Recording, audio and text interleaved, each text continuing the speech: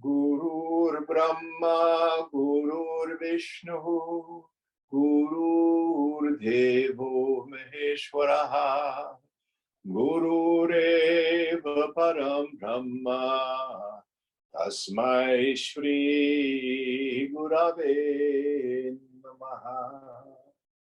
Chinmayam Yapyat Sarvam Trilokyam Sacharacharam Tatpadam Darshitam Yena Tasmai Shri Gurave Namaha.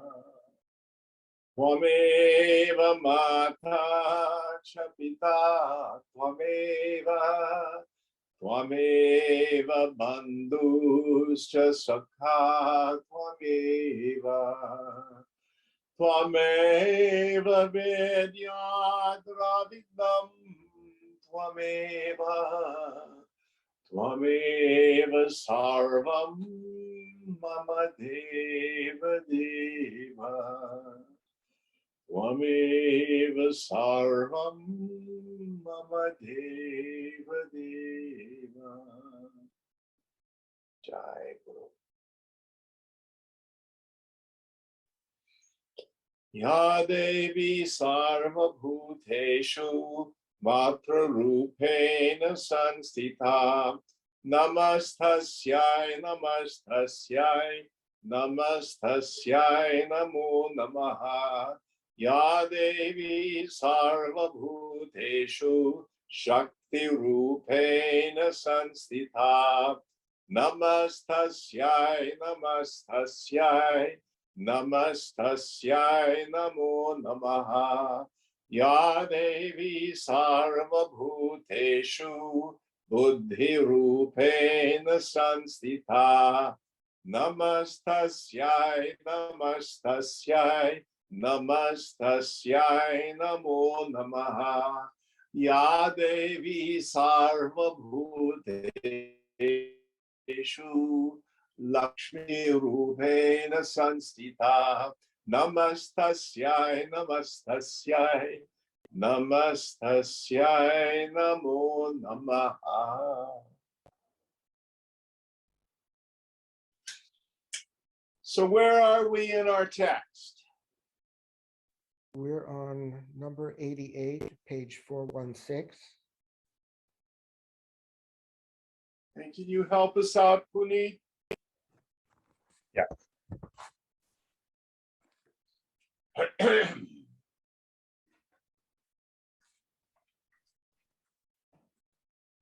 Kasmat chitteno palabdhi kenava sopalabhyate jani katham vasam prapta vadaitanna nripandana. From what reason there is no attainment or perception of consciousness, and by what is it attained or perceived?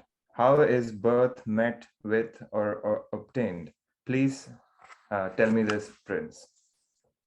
So we're getting our review, and we're in the story of the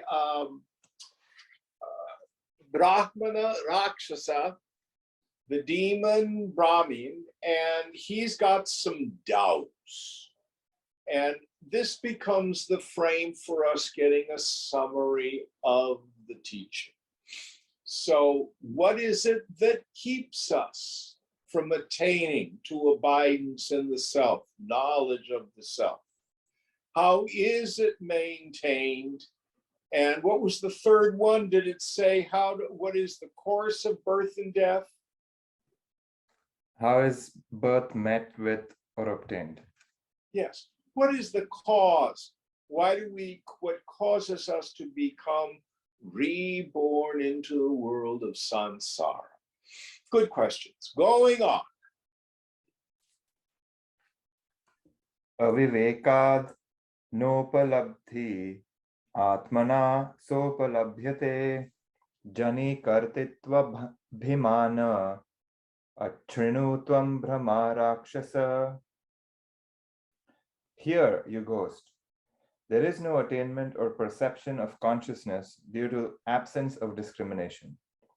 It is attained or perceived by oneself, that is, by one's own self, without any other instrument of perception.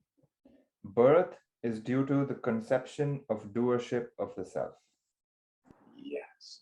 So let's parse this. What is the cause of not attainment, of not abiding in the self? Lack of discrimination. Viveka. First qualification of a FID student. Now, this has layers and layers of meaning. First layer of non-discrimination is I don't know what's important in life. Had a conversation with a person today, and they said, oh, I have all these conflicting desires, Jim. I want to do this, and I want to do that. I want to go hook up and have anonymous sex, and I want to have love, and then I want to do this, and I want to do that, and I just cannot. What is it? What is it? What is it? Now, his mind is telling me he can't seem to focus on what's going to make him happy. So the first layer of discrimination, dude, you're suffering from vasana pressure. That's all it is. You are restless, discontent. Your mind's trying to fix on what it thinks will make you happy. You've had enough Vedanta to know nothing out there is going to do it. So we went through one of the great secrets of this work. We talk a lot about detachment. You want to detach from the sense objects. You want to detach from any idea of self. Well, I have news for you.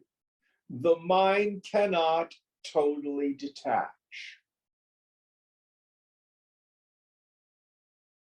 When it is attached to sensory objects, sangraha. But where the mind is supposed to be attached is to the self. We call that yoga. Think, yoga means union. What gets united with what? In my foolishness, I may think, oh, my individual self is going to get glued on to Brahman. I'm going to get united. No. You already are Brahman. How can you become united with what you are? Oh, I'm going to do lots of austerities today so that I can be united with having a human body. Nonsense.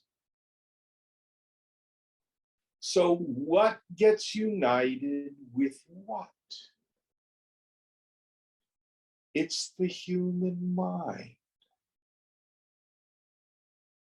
that gets yoked to the infinite.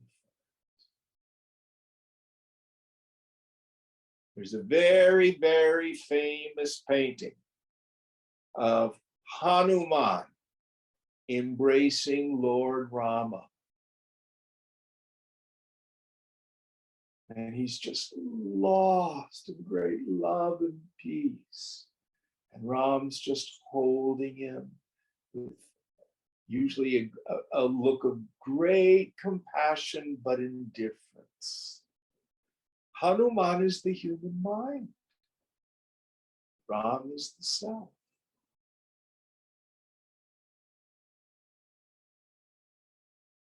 This is in the end which satisfies the human heart of home. So I asked this fellow, well, are you meditating? When was the last time you meditated? Well, I haven't meditated for a week and a half. Then we have to get the difference between paroksha jnanam and aparoksha jnanam.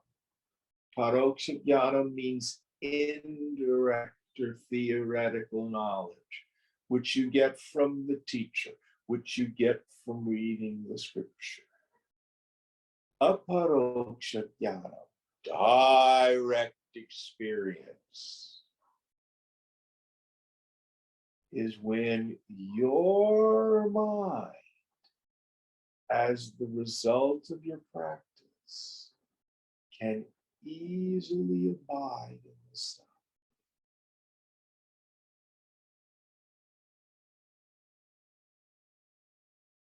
This and this alone is what pulls our attachment out of the world.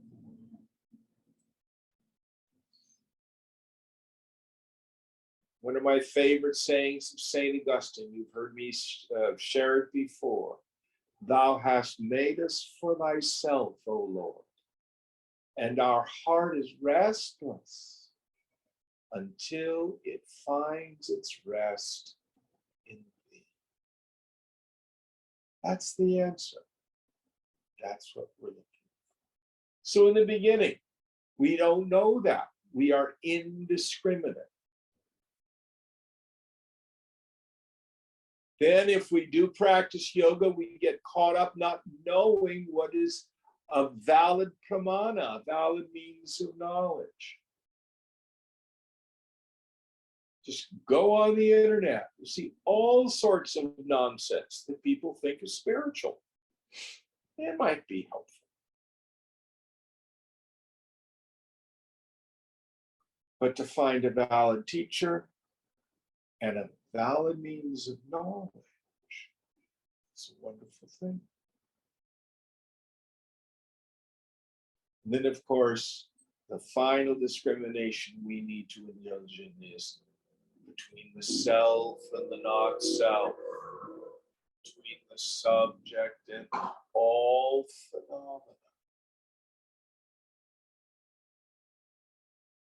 When I finally discriminate that it is the attachment to phenomena that causes me to suffer, it's the letting go of that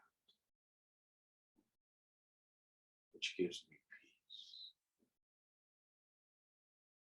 So that was the first idea, lack of discrimination. What was the second idea, please, Puneet? It is attained by oneself, by one's own self, without any other instrument of perception. So here is another secret. We're dealing with two kinds of knowledge here. What is the instrument for the direct experience of the self? How do you know you are you? You do not see, hear, taste, touch, smell, emote, or think yourself, yet you know you are. The instrument for the direct experience of the self is the self itself. That becomes clear when we stop the mind, or at least thin the mind. Then that second kind of knowledge, the insight in the subtle intellect, the mind returning from samadhi goes, aha, wondrous, there's nobody there. I am that space of consciousness that doesn't create, achieve, attain the self. It's already there. But you realize it in the subtle intellect. And the third idea, Birth is due to the conception of doership of the self. When I think I am the doer, rather than I am the eternal witness and it is the equipment that does the doing.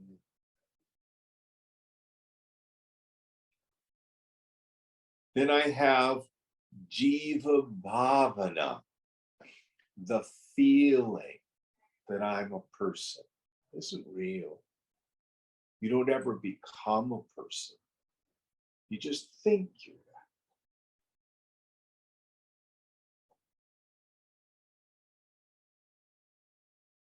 that. Any thoughts on this? Next one.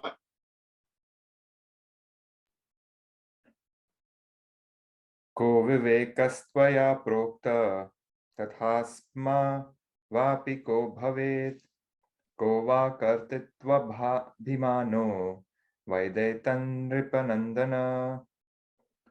What is absence of discrimination described by you? So also, what would be oneself? And what is the conception of doership of the self? Tell this, Prince. So now he is asking the prince to go into depth about these ideas. Let's see what the prince says. Going on.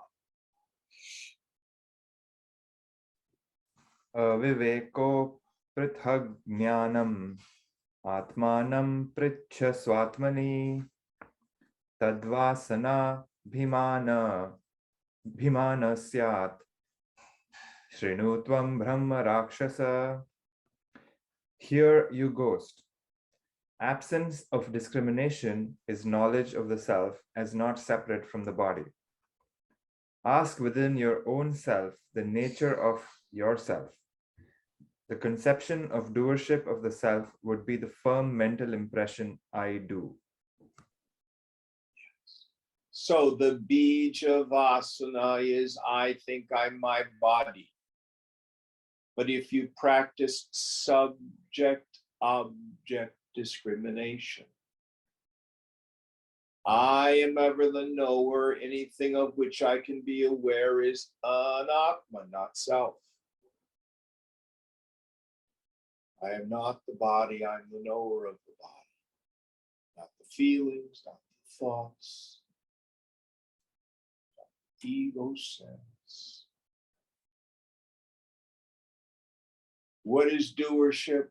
Guna and karma. Qualities of mind and the force of the past as it interacts with the society at large. None of it ever touches me.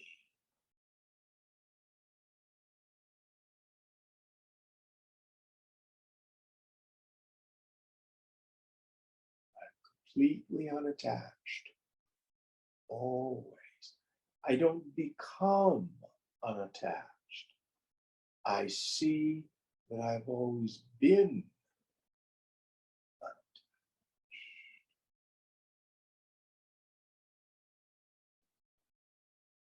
Next one.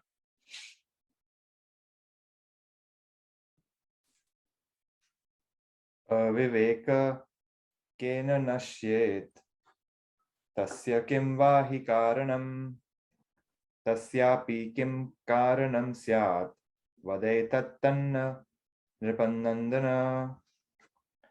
By what can absence of discrimination be destroyed? What indeed is its cause? What would be the cause of even that cause? Tell this, Prince. So why is it hard for me to discriminate? What's the cause? And what is the cause of that? So we have implied there, is there a chain of causation that's, what's it called? A regressus infinitum? Ad infinitum. Say the whole thing in Latin. I forget the first part, but the regressive ad infinitum. Regressus ad infinitum. I think that's right. Yes. An infinite regression. So is there any way to permanently get out of it is basically what he's asking. Let's see what the prince answers. Vicharena sanashyedvai vairagyam tasya karanam tatkaranam dosha drishti shrinutam tvam brahma rakshasa. Here, you host, that absence of discrimination can indeed be destroyed by investigation. Indifference to worldly enjoyments is the cause of that investigation.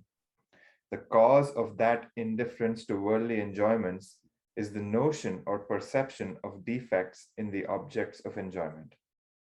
Yes. So where does it start? Way back what Emeleka said to Hemachuda. She introduced what I call the pleasure principle to him.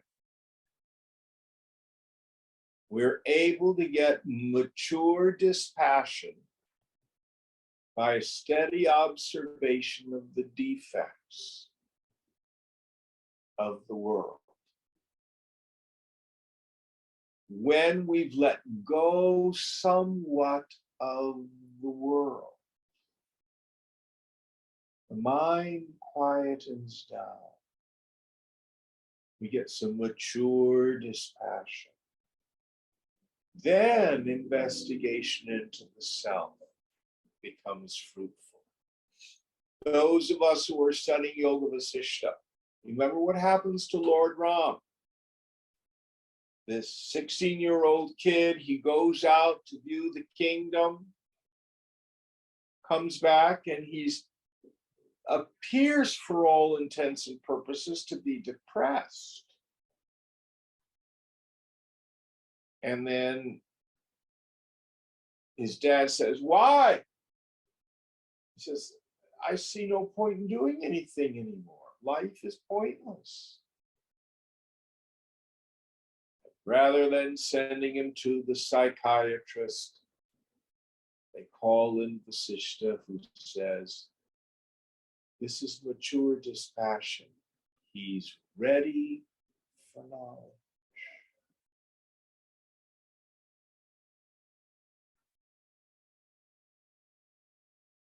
Investigate the inherent defects of the world, which matures into real dispassion, done through insight, not willpower, which is then the fertile ground for investigation.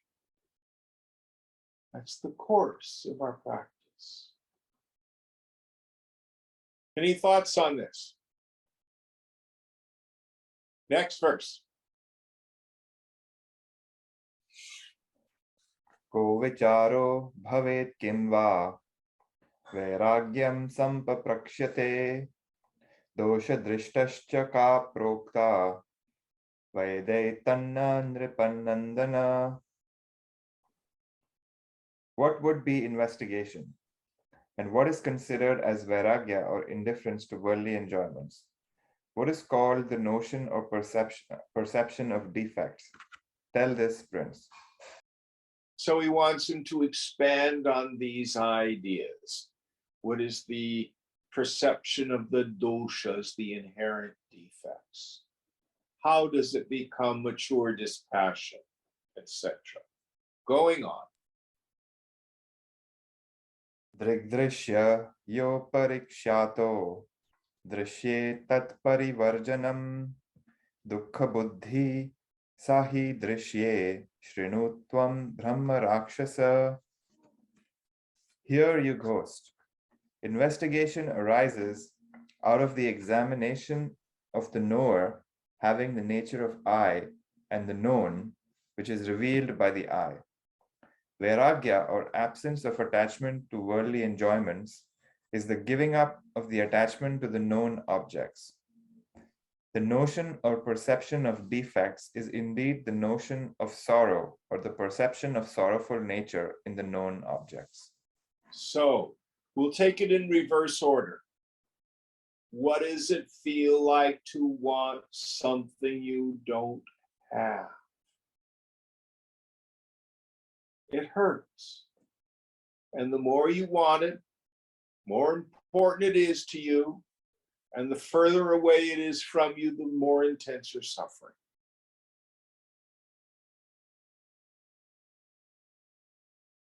The inverse of that we call aversion, wanting to get rid of what we don't like, the terrible boss, the crash in my 401k. And then there's a neurotic form, I call it. I have what I want, but I'm afraid I'm going to lose it. So I project the loss into the future. Yoga says, can you find any other kind of suffering? Okay, well, I've got a broken leg. Let's not worry about that. That's not what afflicts most of us most of the time. We'll put physical pain on the shelf for now. The vast majority of our torment is between our ears. Goes by many names. The most famous one is kama, desire or craving, trishna, thirsting, spriha, longing, vancha, wanting. But its nature is dukkha, suffering. What happens when I get what I want? For a moment, the suffering goes away. When in actuality it's happened, the desire and object of desire become one. For a moment, that kama has ceased. And I experience happiness. I like ice cream. How do you feel when you get ice cream? Happy. I like good sex. How does it feel when I get good sex? Happy. I like to make money. How do I feel when I make a lot of money? Happy. I like to be the center of attention. What does it feel like when I'm the center of attention? Happy. What's the commonality here? Happy, happy, happy, happy. Where is the happiness? Yoga says that is your essential nature. Let go of the medium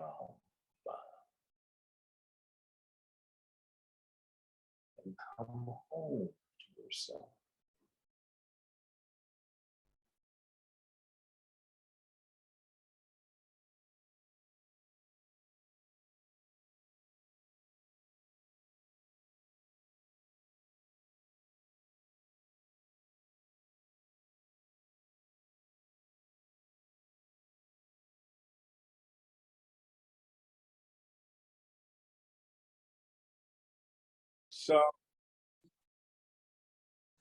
So what we need to do is, when you're out there in the world and you're suffering with wanting, your ego will say, I'm not getting what I want. Yoga says, mudha, fool. Am I still online? Yeah, you were off for just a little bit. Everything went away, and then now I see all sorts of weird things. You're back. You were out for like a few seconds. Okay. Hang on. I'm only seeing one person now. I've lost Mark. No, I'm here. There. Now I see everybody. So going through the pleasure principle. When you find yourself wanting, Shankara says, at least don't embrace a rotting corpse thinking it's a beautiful bride. No, why am I suffering? Because I am caught in the tyranny of wanting. Rather than trying to resolve the struggle of ego, work to let go of the struggler. This is to see the inherent defect of the world. Because the objects are always changing and my mind is always changing.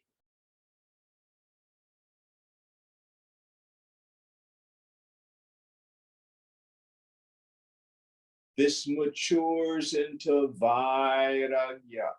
The objects in and of themselves are not problematic. It's my relationship with them.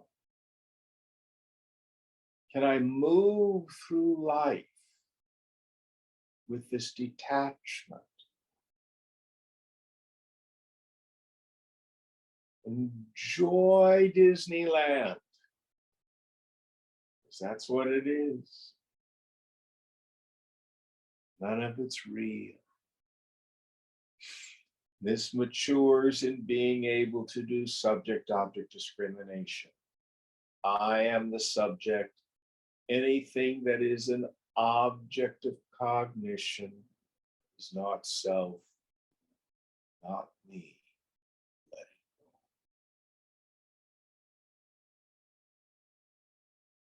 go. Very simple summary of what sadhana is. Any thoughts about it?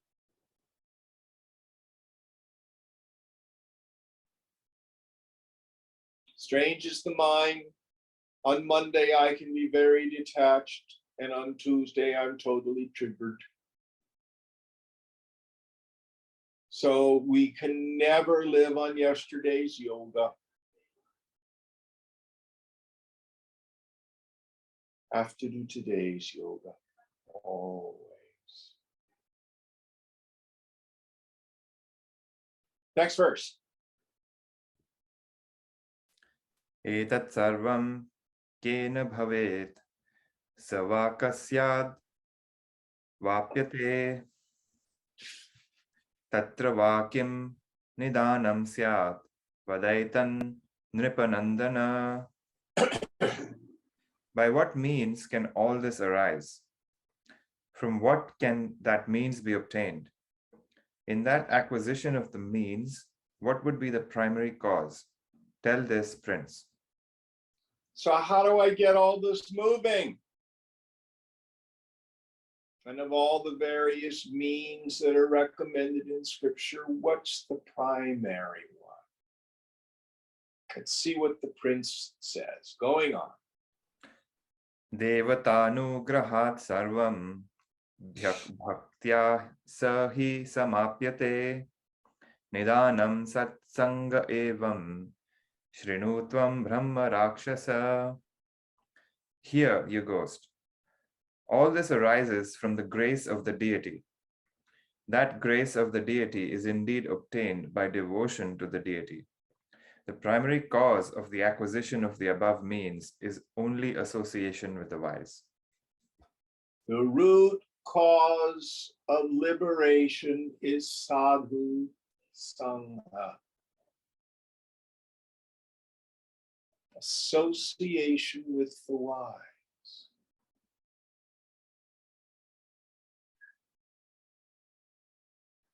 People say to me, Jim, why do you, are you committed to Vedanta? Is that your religion?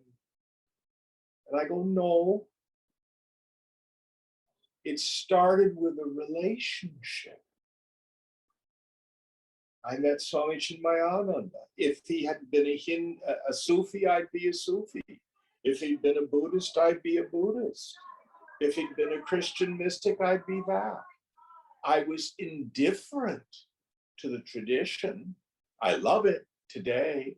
It's the one I know the best. But it was a relationship with a man of wisdom that made all the difference in the world.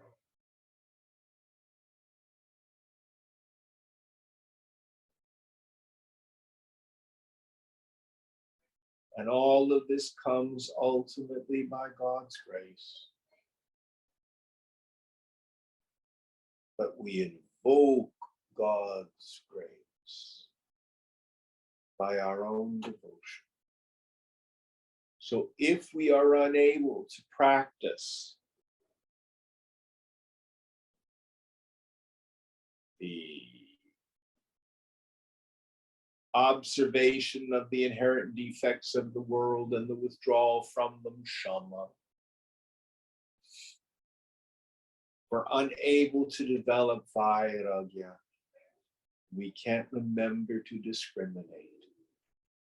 We do our best to love God the best way we know how. And that may be by loving your husband or your wife. That may be by loving the earth. That may be by loving your friends. Doesn't have to take place in a temple or a synagogue.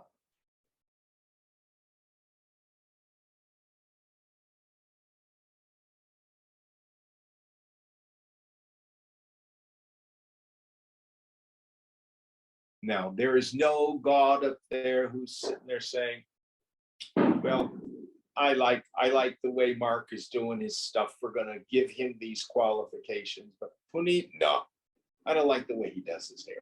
There's no such God. God's love and grace is a constant.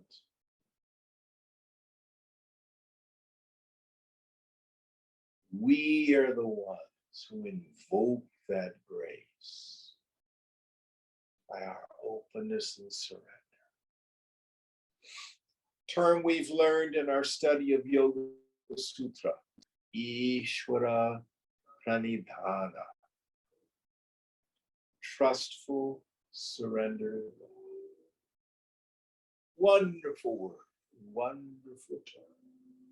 And you don't have to have an idea of God. It could be to whom it may concern God. Works just fine.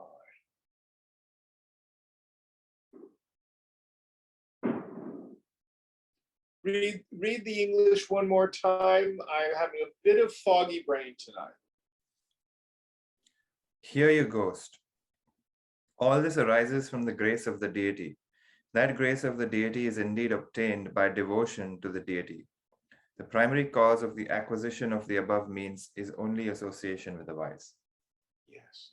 So the thing that helps us develop this open heart is hanging out with men and wisdom of knowledge. We get, Swamiji used to call a borrowed glory. We learn to surrender into that shunya chitta, emptiness of mind. They can begin to show us the awakened state. Going on. Kadevata cha samprokta kachasa bhakta ruchyate santakscha kidrisha prokta vadaitanna panandana. Who is declared as the deity? What is called that devotion? Of what nature are the wise said to be? Tell this, Prince. He keeps wanting to know all these answers. So which God? What's the nature of that devotion? Let's see what the prince answers. Devata sya jagat dhatri bhakti tatpara tochate santa shanta dayavanta shrinutvan brahma rakshasa. Here, your host. The deity would be the creator and the supporter of the world. Bhakti is exclusive devotion to her. The wise are the tranquil ones possessed of compassion. So the wise are those who are knowers of Brahman. And we turn our will and our life over to the care of God. As you understand or don't understand.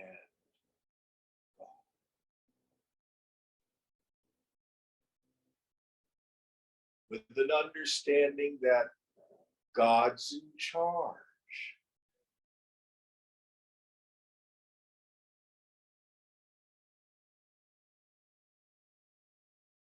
Good morning, Jim. This is God. I don't need your help today. I can do it myself. Thank you.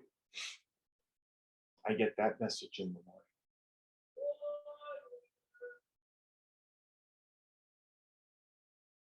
Let go and let God have his wonderful way.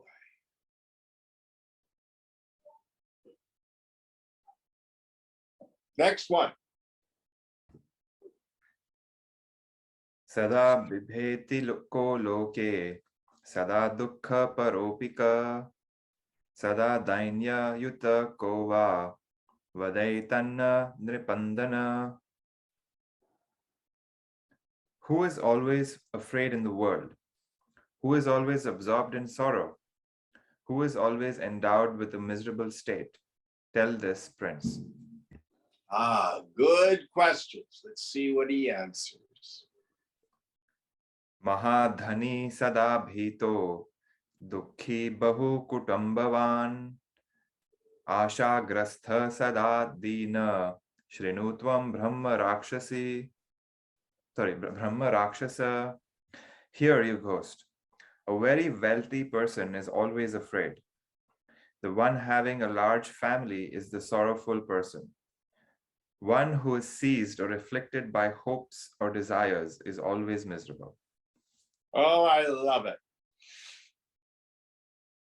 He takes that directly from Gita, where Krishna says, no one is more fearful than a wealthy man. The Master Jesus said, it is harder for a camel to go through the eye of a needle than a rich man to enter the kingdom of heaven. There's a story in the Christian New Testament about a young man who comes to Jesus and says, Master, what are the greatest commandments? And he says, how do you read the law? And the young man says, you should love the Lord your God with all your heart and soul and mind and strength, and love your neighbor as yourself. And Jesus says, rightly have you said, you are very near to the kingdom of heaven. Sell all that you own and give it to the poor, and come and follow me. And the young man went away heavy-hearted, for he was a man of great wealth.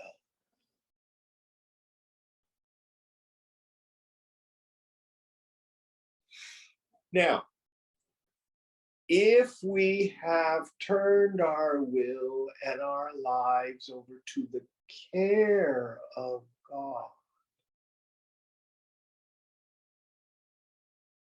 then the fear of financial insecurity will leave us. No amount of zeros will get rid of the fear of financial insecurity. Now, in the end, the presence or absence of objects is immaterial. It's apples and oranges to the spiritual life. But if we are possessed by our possessions and in fear,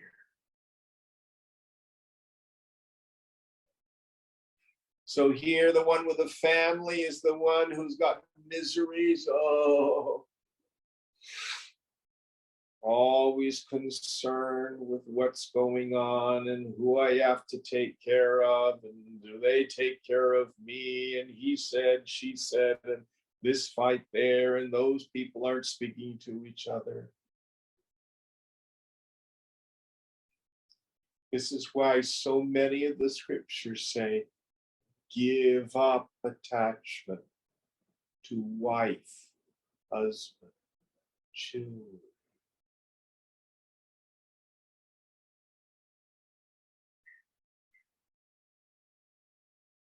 The way of the sadhu is the easy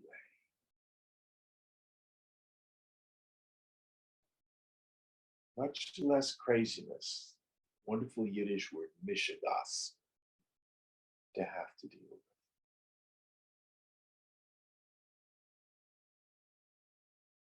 What was the last idea, Puneet? One who is seized by hopes is always miserable. Oh, I'll be happy when, it'll be better if, I live in the wrong city, I have the wrong job, I have the wrong spouse. It'll be better if. Projecting my happiness into the future.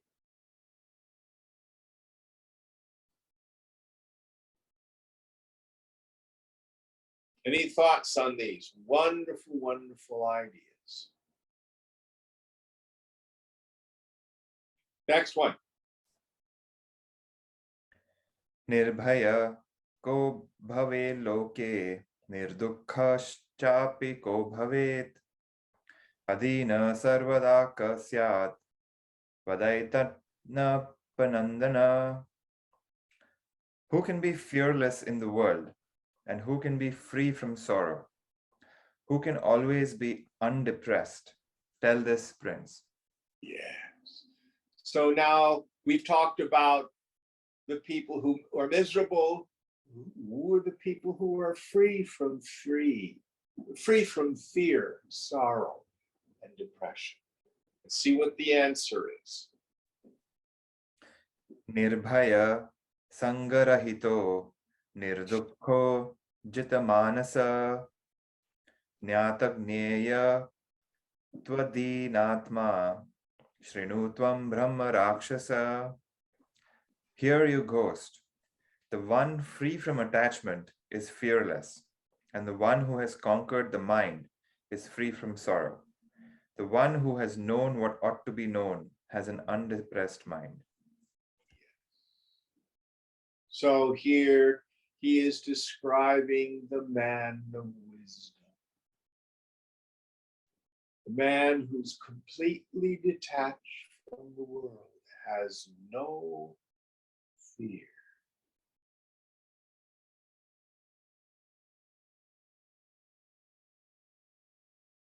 No fear. What was the second idea? One who has conquered the mind is free from sorrow. Yes. How do I do that? When I fundamentally see the unreality of the mind itself. I cannot think a real thought. I have no thoughts and feelings of my own.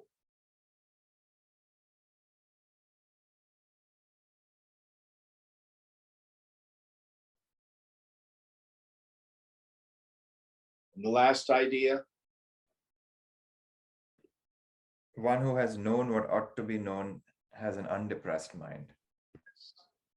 When I know myself,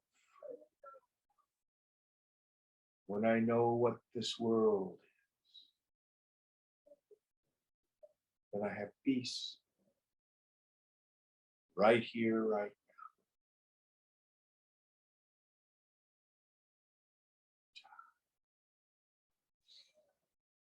now. Next one. Durlakshya syat ko hi loke videho drishyate chakah nishkriyasya kriya ka syad vadaitan nripanandana. Who indeed would be difficult to be perceived in the world, and who is seen without a body? What would be the action of the actionless? Tell this, Prince. So here he's asking questions about the relationless relationship of the self with the upadhis, the equipments, the body, mind, and intellect.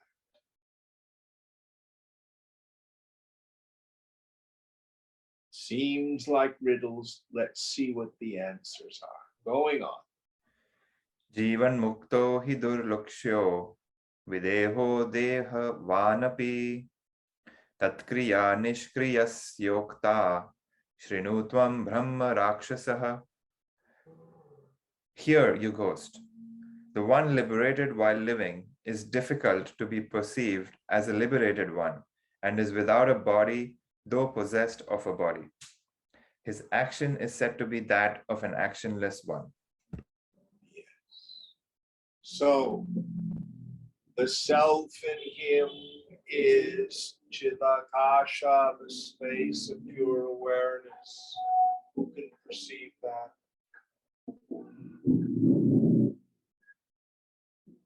One sees the body moving through the world looking like an ordinary person. People do not know the man.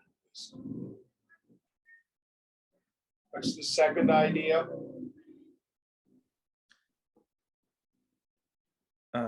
His action is said to be that of an actionless one. Yes. I do nothing. The world, including this particular body, mind, intellect, moves in front of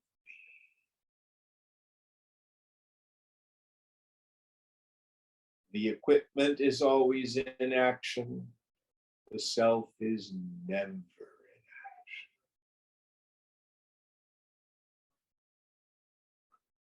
Next one. Kimasti kim nasti loke kauntyanta sambhavi bhavet etava duktva nripate mochaya Agrajam. What exists in the world and what does not exist? What would be completely impossible? King, having told so much, liberate your elder brother quickly. So these are again riddles. Let's see what the prince answers. Rigasti nasti vaidrishyam vyavaharo hyasambhavi uktam etad brahmaraksho muncha mad bhratram dhrutam. Knowledge, general or universal consciousness exists. The known object does not indeed exist. Action is surely impossible since it pertains to the known objects. This last question has been answered. Ghost, release my brother quickly. Yes. So the self alone is real. Brahma Satyam. The phenomenal world is an illusion. Jagan Mithya.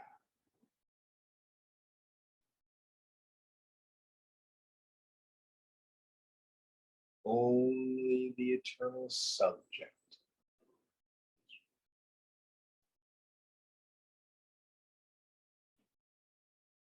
Last question. Let go of the brother. Let's see what happens. Shutvai tadatha suntashtu mumocha brahma rakshasa ruktam angandam tat paschat abhavad brahmano hisaha. Having heard this, the ghost who was pleased then released Rukmangada. After that, he indeed became a Brahmana. So he lets go of the brother and he assumes a human form. He's no longer in the demonic state. Going on. Tejasvinam tapor murti drishtva brahmana rupinam prapachattu rajasutao ko bhavaniti shankatao. Seeing him in the form of a Brahmana, bright and ascetic in appearance, the two princes who were doubtful asked him, Who are you? So they want to know, okay, there was this ghost in the tree and now you're before us. Who are you? What's going on, dude? Let's see what the answer is. Ata praha brahmanagrya swam vrittam vai yatha tatham aham pura brahmanastu magadheshva bhi vishrutah vasumaniti vikhyata sarvashastra visharadaha. Then the foremost of Brahmanas told his history exactly. In former times, I was a famous Brahmana in the Magadha country, well known as a Vasuman and proficient in all the scriptures. So he was well known and famous for his scholarly learning. A pundit, we would call. Going on. Sabhasu nirjata bhuyo maya vidyabhimanina vidvasa shatasho vipras tatotyanta sugarvitaha.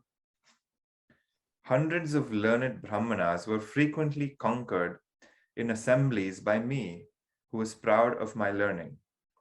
Consequently, I was extremely haughty. So he not only was well versed in scripture, he was skillful at the practice of argument, of tarka. So in these assemblies, when people would engage in these philosophical disputes, he would overwhelm and vanquish other Brahmanas through his force of argument, and became haughty and proud of his learning because of it. Of course, here, this Shastravasana, this belief that if I learn and understand all the scriptures, I know something special. And I don't have direct experience. It's an enormous spiritual trap. It's what the Tibetan monk Chogyam Trungpa Rinpoche used to call spiritual materialism, where the spiritual culture itself becomes another possession, just like having a big bank account or a big house. Going on. Kadachit magadheshasya sabhaya ashtakam munim para varagnyam sanshantam vadarthi sangato bhavam shushka tarkai kanipuna atmavidya vicharane. At one time, I, who was clever in dry reasoning alone, desirous of dispute, was associated with sage Ashtaka, having all including knowledge and tranquil in mind, in the investigation relating to self-knowledge in the assembly of the king of Magadha. So he's at this assembly and he engages in tarka, debate, with this great sage. So you have polemics, dry logic, then there's a man of direct experience. Let's see what happens. Tato maya sa akshaptaha kevalam tarka yuktabhihi samadhana vachastasya bahvagya mukhabrihitam tushyatva tarka jalaira adhikshepa parobhavam. Then he was rejected by me entirely with my skills in the science of logic. His words answering my objections were sustained by many scriptures or references to scriptures. Corrupting them by a mass of reasoning, I was intent on their dismissal. So the great sage, talks about the authority of his experience through scriptural reference, and this haughty Brahmana destroys the logic of it. So the idea here is our scriptures are suggestive. And if one tries to do literal textual analysis to try to get at their meaning, you're going to come up short. We have to read the scriptures with the eye of wisdom. Shankara in v88 says, without knowledge of the self, study of the scriptures is futile. With knowledge of the self, study of the scripture is again futile. You've become an Upanishad. What is the purpose of the scriptures? They are a setu, a bridge, so that a man of wisdom can use this pramana, this valid means of knowledge, to transmit to a fit student. That's not what's happened in this debate. Going on.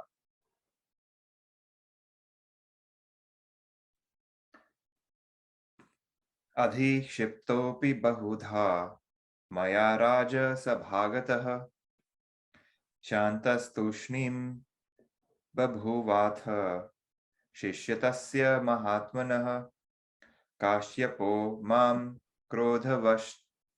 क्रोधवशात् अस्याप्नृपसंसदि. Though rejected repeatedly by me, the sage who was in the king's assembly was calm and silent. Then Kashyapa, a disciple of that great soul, cursed me on account of anger in the assembly of the king. So the sage, understanding, okay, this is not a fruitful conversation, allows the haughty Brahmana to continue and just becomes silent.